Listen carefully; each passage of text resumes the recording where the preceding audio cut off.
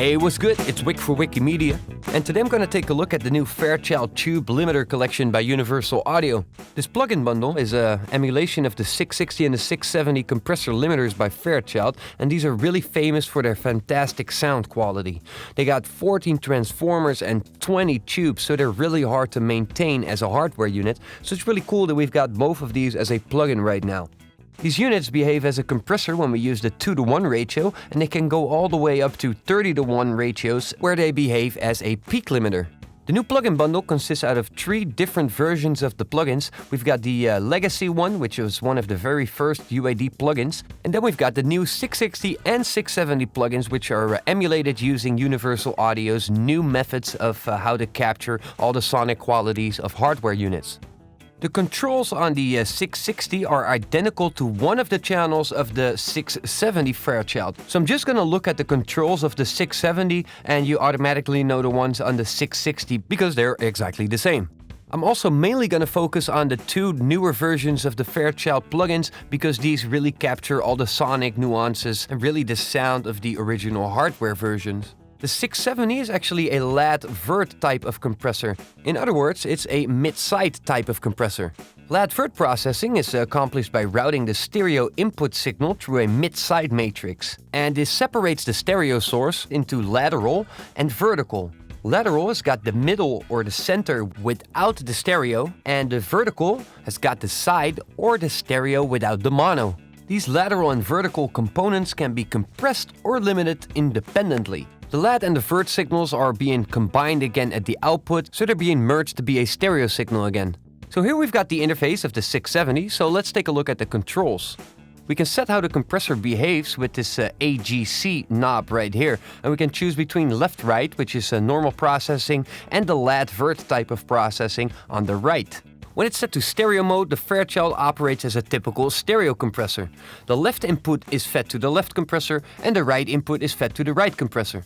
When the compressor is set to lat-vert or mid-side processing, the left compressor processes the lat, and the right compressor processes the vert. On the left, we've got the VU meters, and with the knob on the right of that, we can select if we want to look at the input meters, the gain reduction, or the output metering. On the right of the metering selection, we've got the input gains. On the right of that, we can find the threshold control. The available range is -20 to 0 dB. We can rotate it clockwise to lower the threshold value and effectively create more compression. On the right of that, we can find the time constant, and this basically is a combination of the attack and the release time, so it's basically setting the speed of the compressor. The positions 1 to 4 provide a slower type of behavior, and 5 and 6 provide program-dependent response, as you can see in this list right here. Down here at the bottom, we can find the sidechain filters, and these control the cutoff frequency of a low-cut filter on the compressor's control signal sidechain. They have a slope of 12 dB per octave, and they have a range of 20 Hz up to 500 Hz, and all the way on the left they're turned off. This way we can remove some really excessive bass content just on the sidechain signal, so these won't trigger the compressor to really heavily compress without actually removing these frequencies from the audio signal itself. On the right of that we can find the sidechain link switch. Linking the sidechains simply means that the instantaneous amount of compression for the 2 channels will always be the same. Together with the AGC switch, the sidechain link actually determines the operation mode of the FairChild. On the right of that, we've got the controls link, and this switch allows to set the 2 sets of controls for the interface to be stereo linked. Whenever the controls are unlinked and we link them, the left channel values are being copied to the right channel. On the right of that, we can find the clean and uncolored output gain for the left and the right output, which provides up to 20 dB of output gain. In the bottom, we can find this DC threshold, and this controls the ratio of compression as well as the knee width. When this knob is turned clockwise, it also lowers the threshold a little bit.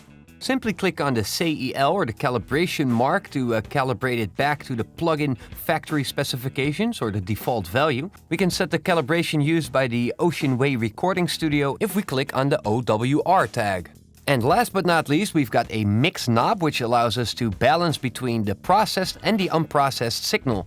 When this knob is set to 0%, we only hear the unprocessed or the dry source signal, and when it's set to 100%, we only hear the processed or the wet signal. Anywhere in between 100 and 0% will give a balance between the unprocessed and the processed signal. So these were basically all the controls that we can find on the FairChild. So let's take a listen at how it sounds. So here I've got a Cubase project loaded up with just some simple drums and some percussion. I even muted all the percussion. I can play it. I'll just mute the percussion for now. And I've routed all of that to this group track on which I've inserted this FairChild 670 stereo compressor. So let's take a listen at how this sounds and look at all the different controls that we've got. So here we've got different meters that we can see. So we can always see the input versus the output, and we can see the amount of gain reduction. I personally like to see the amount of gain reduction, but sometimes it can be helpful to see what it does on the output or on the input. So here I've got the input gain, which allows us to input gain the left and the right channel. You can see that they're still linked right now.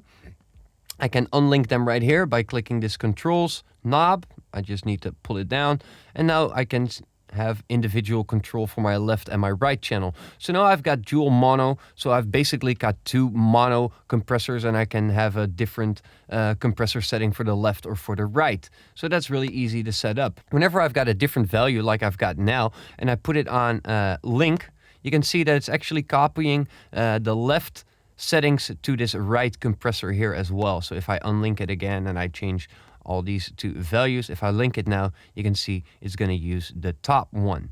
So here I've got my threshold. So if I increase this value, I'm basically lowering my threshold.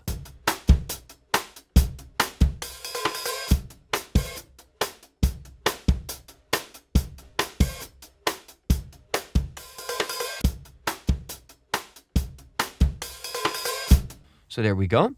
So what I'm going to do now is I'm going to set it to a lat-vert type of compressor. So it's going to affect that mid-side. And I'm going to play around with the different thresholds. So here we've got the lat. The left channel is using the lat right now. And I'm going to compress that completely away starting on 0 so you can gently hear what it does.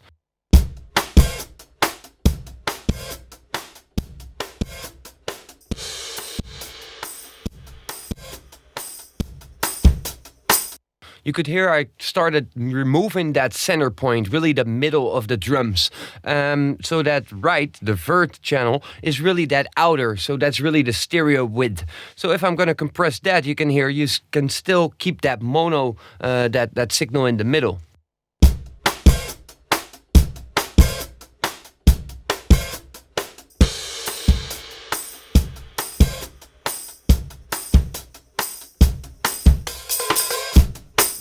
So now you could really hear that just the center was not so much compressed and I was compressing away the sides. So this could, give some really creative effects, especially on whole drum groups where we've got the overheads as well. So we can just, take that stereo width, which probably got a lot of the cymbals and the stereo width of the drum kit. So you can play around with that sound and, just compress a little bit in the center. Well, that's not even a little bit anymore, but...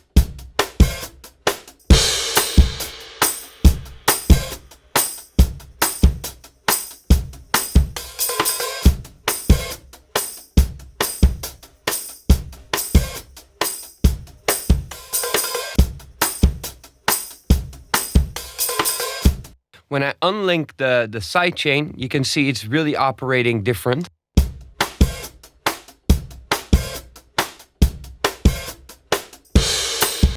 So this is really that lat-vert. Could also be really interesting on when we have a whole group of vocals, which is really sounding wide. So we've got a lot of backing vocals in the width of it. So we can also use that on that type of stuff. Then we've got the sidechain filters. I'm just going to use it as a regular compressor now. I'm going to link the controls again. So we've got the same settings.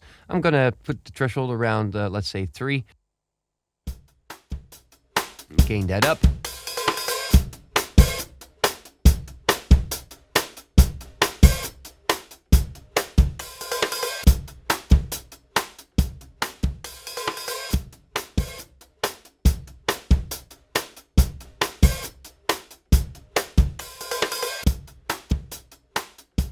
You can see that when we turn the filters off, we have a lot more compression going on than when we turn the filters on. So sometimes it can be helpful to just remove some of that lower end whenever we're doing a whole group of tracks that we're compressing with the FairChild.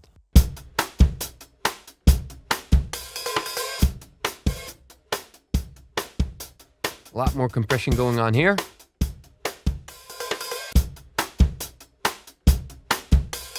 A lot less going on here. So this is really cool that we've got this filter. And what I also really like is this mix. So we can have, let's say we've got a pretty heavy compressor going on. We can even gain it up a little bit on the output, in case we want to do that. Now we can actually have a balance between this original input signal here on the left, 0%. And our compressed signal on 100.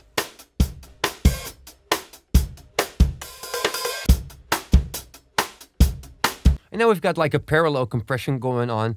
We've got the headroom switch right here, and I didn't really talk about that. They talk about it in the manual. Let me see which page that is.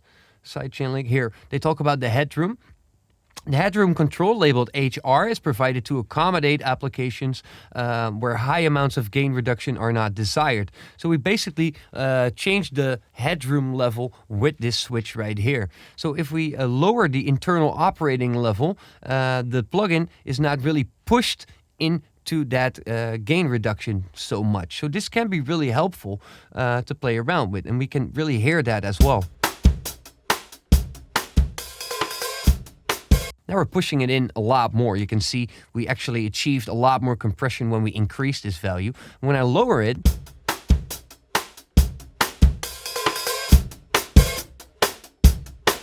you can see we've got a lot less compression going on.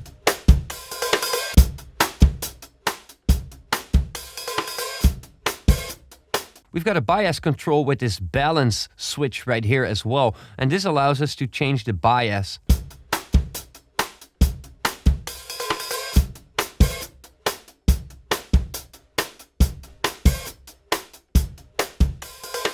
It's really subtle, but you can, well, kind of hear what it does. We've got the on-off switch, which I haven't mentioned, but that's something that all universal audio plugins have. This allows us to bypass the plugin without getting clicks or pops, and it's just bypassing. So we can do an A/B comparison.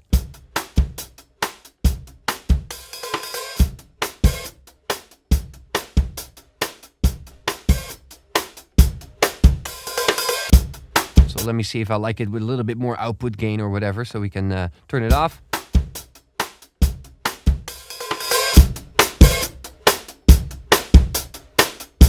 So that's basically going through the whole plugin. Again, we also got the 660, which is basically one version of the 670. So we just got one side. Here you can see this is a real cleaner interface. It's a lot simpler to see, and it's exactly one mono channel of the 670. They also still include the legacy one. So let me just look for that. We've got the FairChild Legacy as well. You can see this is the original FairChild plugin, and this is actually a lot less intense on your CPU, but it also has captured a lot less of the characters of the original hardware version. All right, so that was it for today. I hope you guys have learned something about the new FairChild compressors. Thanks for watching, and I hope to see y'all soon. Peace!